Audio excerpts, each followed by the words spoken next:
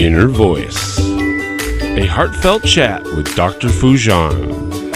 Another day. This is consistent pattern of destruction is what you see with a narcissist. And a narcissist who is a parent, there is a lack of not just empathy, but they are not able to provide unconditional love for their child, which in these cases too, there is a huge, clients are left with feeling, experiencing extreme abuse. Introducing a powerful new update from the Foojan app.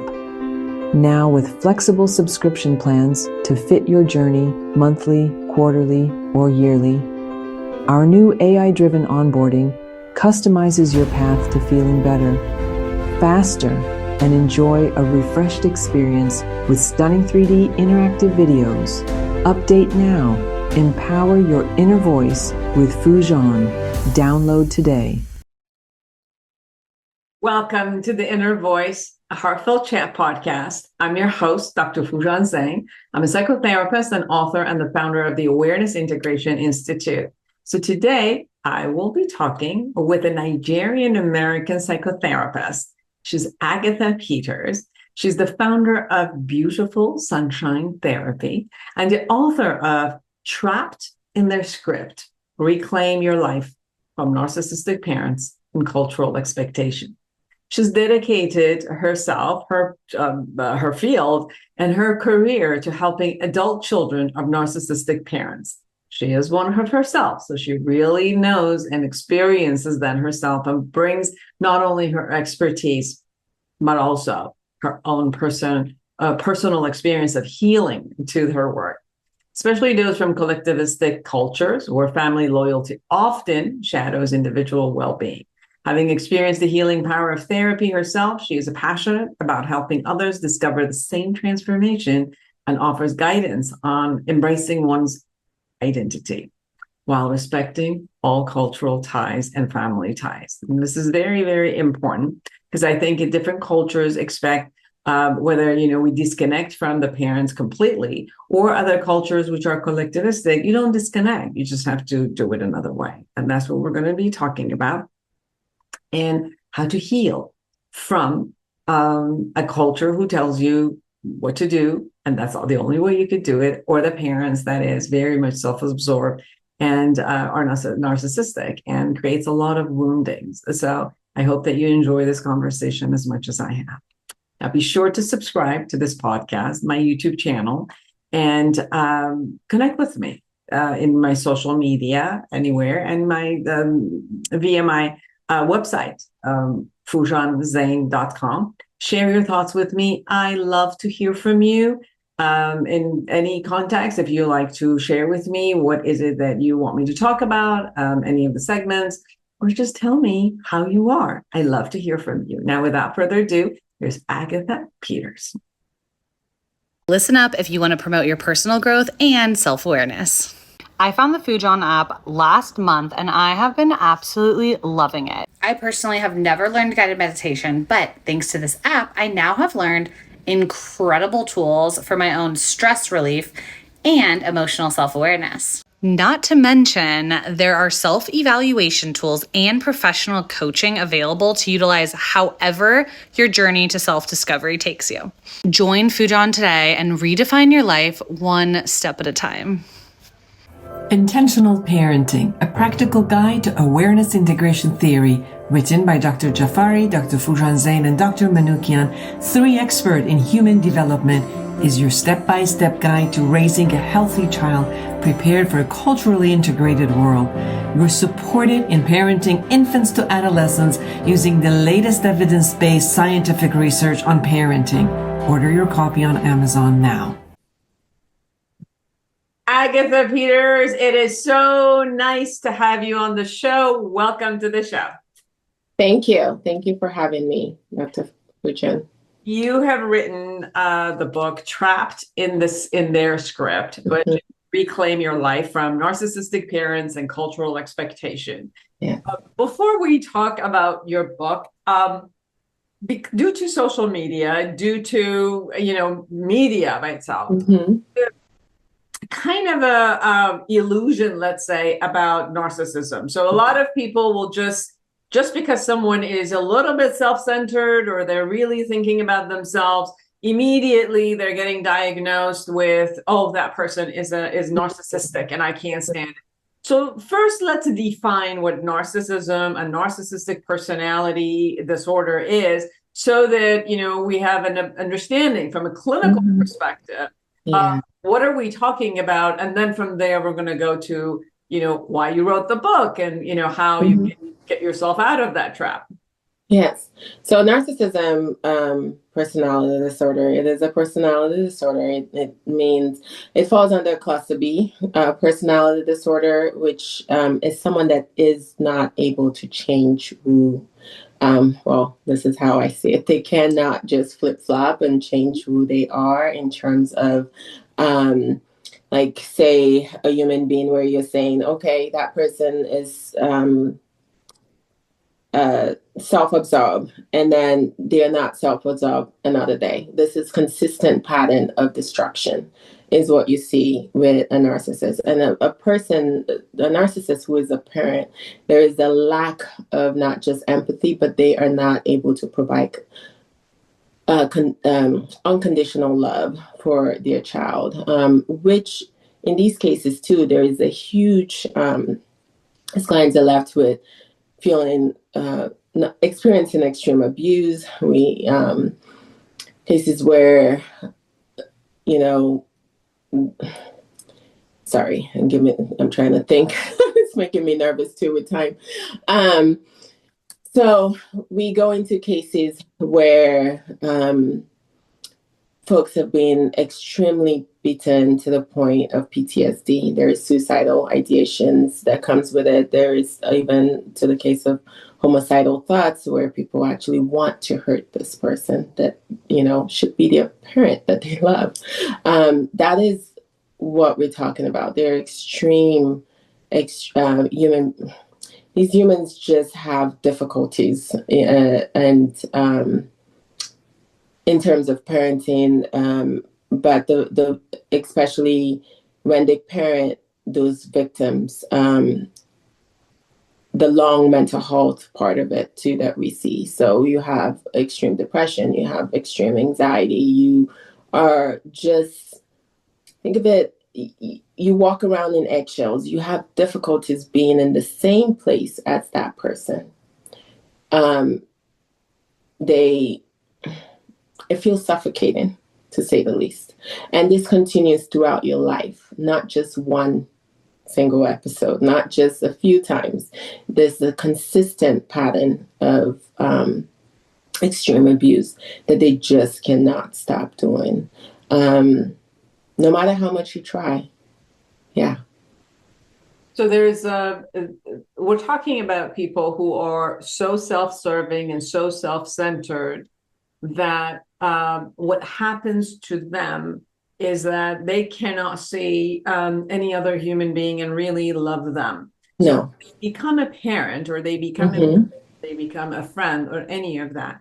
You become kind of like the extension of who they are, but that kind of they're consistently making a flaw at, or one of the terms that people use, gaslight you, that everything is your problem, you're the issue. And you have to be a certain way, where I would assume that I could like you, don't have the concept of loving, but even the concept of liking you. And what you're sharing is that for the person who's the recipient of this, they always go in this kind of like eggshell that they believe in, this kind of gaslighting. Like, there's something wrong with me. I need this person's love. So I'm just perform in a way consistently. They go into this performative place, but this performative place consistently is going to fail. So they're going to keep failing at this. And that's where their rage comes. So the rage of a narcissist comes back, and the person who's also living in it assumes the same rage. Is that accurate? Sometimes they can have this, and not every person that have grown up with a narcissist have the same rage of I want to hurt this person, or that continue. Because sometimes I see the case where people might continue that circle of abuse. Themselves may not be a narcissist, but this is how they grew up, and that they continue harming others in that sort of way. And that's, the difference. They come to therapy to help themselves versus the narcissist who doesn't have a problem. They tell themselves. And what got you interested in this topic? Oh, I, about 2 decades ago now, before social media and all of those things, my therapist told me that I had a parent that was narcissistic. So, and I spent a great deal of my life trying to change that person. Heck, I even went in a profession to do so. And, I learned a lot throughout that process and throughout that journey. And even someone like me with a master's and all of that, it's still very difficult to not want to change a person that you love so deeply, especially when in a profession you help others. How can so really a personality disorder, and I think when people think it's just someone getting mad and all of this, and it minimizes the feelings of the people that go through this in so many ways, really, and it's hard to think of, but it's personal to you. Mm-hmm. Yes. Yeah. And if you share with us, what is it, the process of reclaiming? So if you have been raised by a narcissistic parent, there's something that happens, develops internally, and then for you to heal, what would you have to go through in order to get healed? Yeah. Well, we talk about that in more in depth in the book. But the first is actually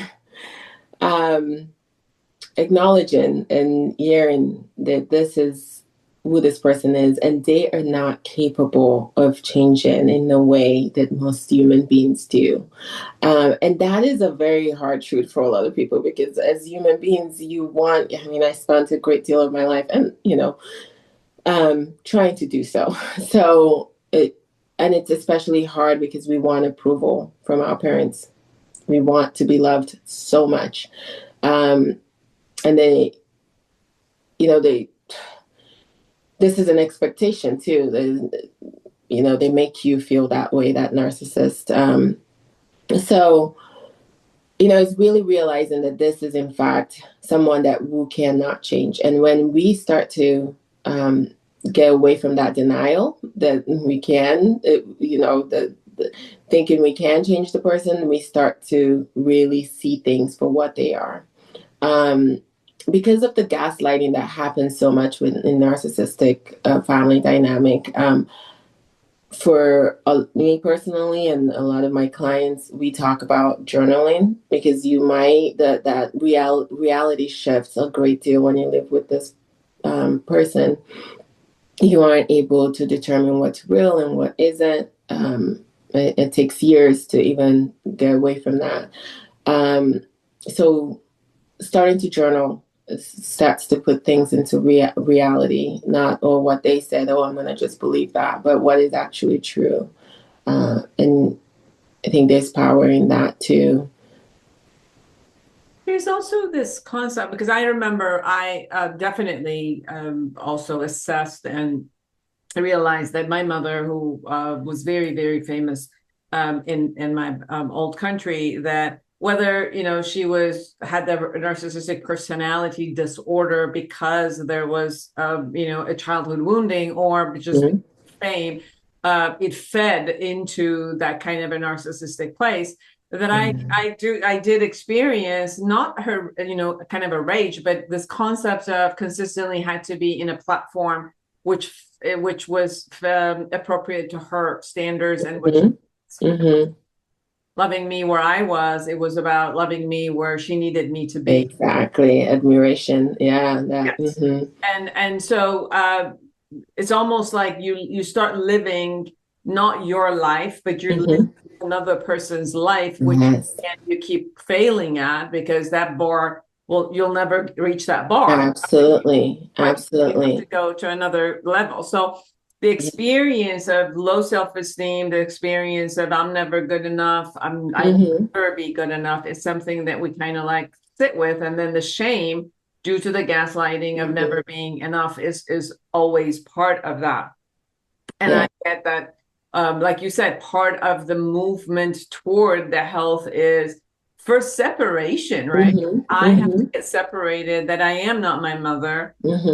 I can and have the right to be who I am. And then the conversation of, okay, who am I? Because I have we've been so lost. Right, because I haven't even been given the chance. Yes. And get to know who I am, because I had to be the mold of what she wanted me to be. Yeah. So the process, as you're saying, is one, understanding that there is a you and you're not your mother or father. You get to be who you are. And now let's find out who you are. Yeah.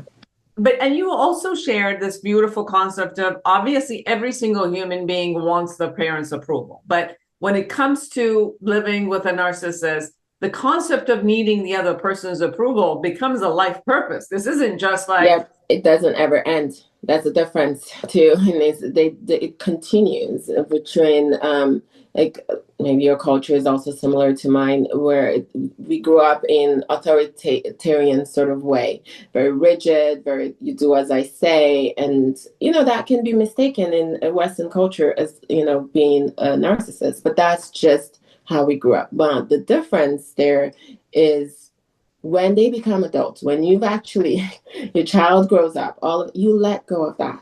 You no longer, you become more that authoritative, more flexible, things like that. But a narcissist does not let it go.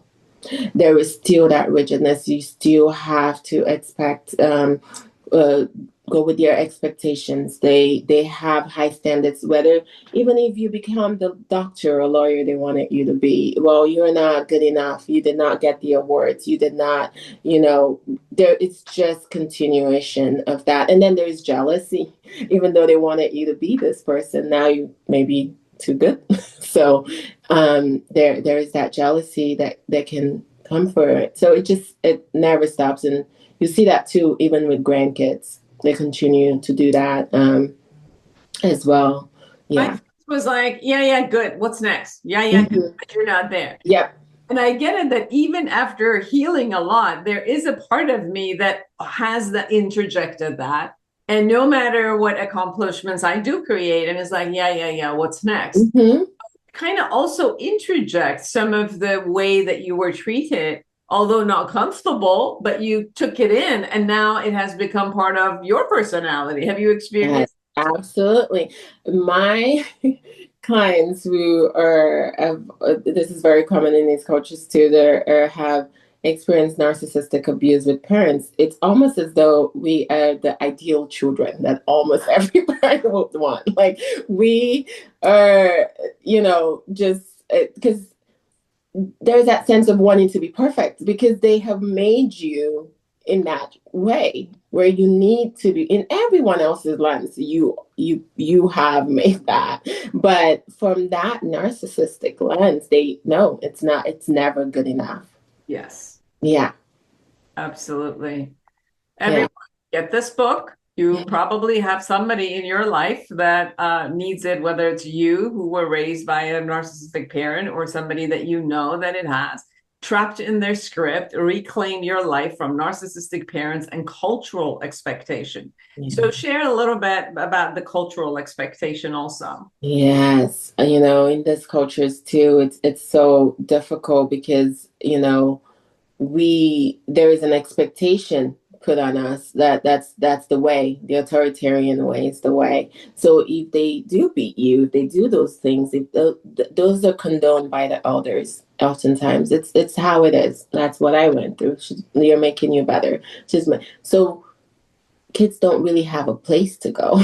And often it's not like here where you have a CPS and all of that. You don't have, it never stops. And though, yes, it might seem like this is typical, but like I said, a narcissist is very different in terms of abuse and how they abused your child. So that cultural expectations, it becomes, there's loyalty to the culture. We want to be loyal to it too, not just the parent, but we want to do right by our culture. I think a lot of us are proud from where we come from, who we are, and we want to be the one that made it too. So that's that expectations, and those are hard too to have to break and go through it. But I talk about that more in the book as well. Yeah. So when you look at your own growth and the work that you do with your clients in their growth, there's hope. Definitely there's hope. Absolutely.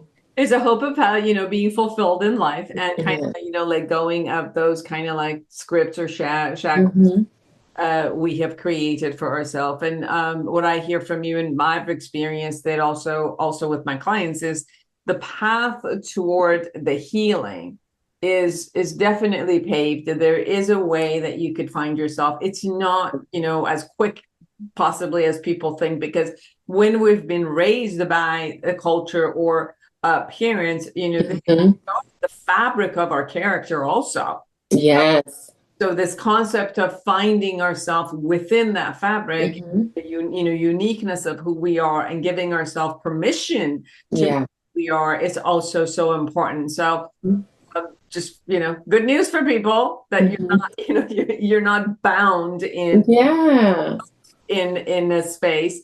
And that, like you said, one of the most important factors is to give up the concept of I need to change others, but I need to find who I am without having the need to change others. And then that by itself, it becomes so healing and so much lighter than that I have.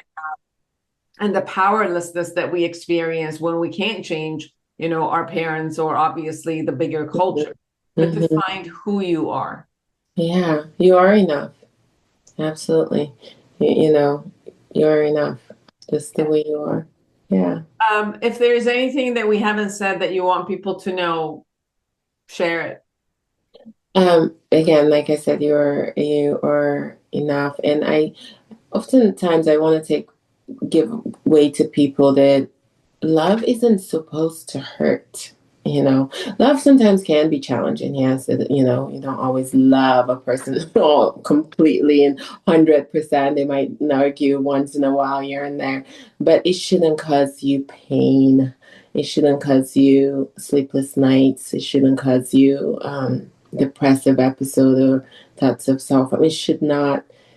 Yeah, love shouldn't hurt in that way. So, and there are ways to find communities that would love you, and a village or friends. Just need to expose yourself to that. So, yeah. Beautiful. Where can people find you? You can find me online at beautifulsunshinetherapy.com. You can find me on my Instagram, Beautiful Sunshine Therapy. And my book is everywhere books are sold online, whether it's Powell's or Amazon or Walmart, Target, everywhere books are sold online. Yes. Wonderful. Well, thank you for taking the time to be with us. Thank you. Thanks for hanging out with me. It's fun. And for everybody out there, create an amazing life for yourself and everyone around you. And until next week, bye-bye. Thank you. Are you a psychotherapist looking to enhance your practice? The Awareness Integration Therapy developed by Dr. Foojan Zaine is a comprehensive guide to the principle and techniques of this powerful therapeutic approach.